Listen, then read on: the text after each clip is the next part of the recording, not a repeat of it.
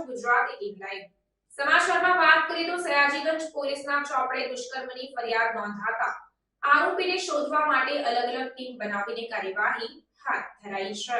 વડોદરા શહેરની એક ખાનગી ટ્રાવેલ્સ કંપનીમાં કામ કરતી યુવતી સાથે સાયબર ફ્રોડ થાય છે, જેથી યુવતી 1930 ડાયલ કરી પોતાની ફરિયાદ નોંધાવી હતી.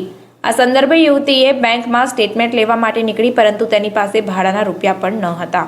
તેવામાં કડક બજાર સ્થિત આ યુવતીને એક રિક્ષા ચાલક મળે છે અને તેને મદદ કરવાનું આશ્વાસન આપી પોતાની વાતોમાં ભેળવી લે છે.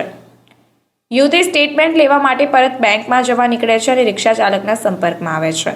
સામાન્ય રીતે રિક્ષા ચાલકે મુસાફરો સાથે વાતચીત કરતા હોય છે, તેવી જ રીતે આ રિક્ષા ચાલકે પણ યુવતી સાથે સંવાદ શરૂ કર્યો અને તેમણે સમગ્ર ઘટના વર્ણવી હતી.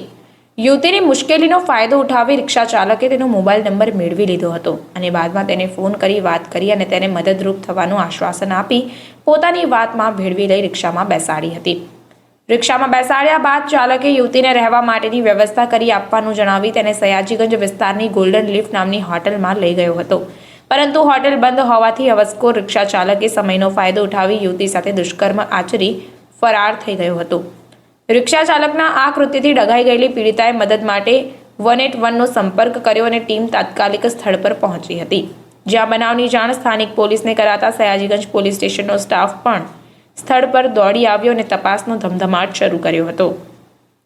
આ રિક્ષા ચાલક ગોત્રી વિસ્તારમાં રહેતો હોવાનું જાણવા મળી રહ્યું છે. સમગ્ર મામલે યુવતીએ સયાજીગંજ પોલીસ સ્ટેશન ખાતે ફરિયાદ નોંધાવતા પોલીસે દુષ્કર્મનો ગુનો નોંધી રિક્ષા ચાલકની શોધખોળ હાથ ધરી છે. ત્યારે આરોપીના સીસીટીવી ફૂટેજ સામે આવ્યા છે, જેમાં આરોપી પીડિતાને લઈને હોટલમાં પ્રવેશે છે તે સ્પષ્ટપણે જોઈ શકાય છે.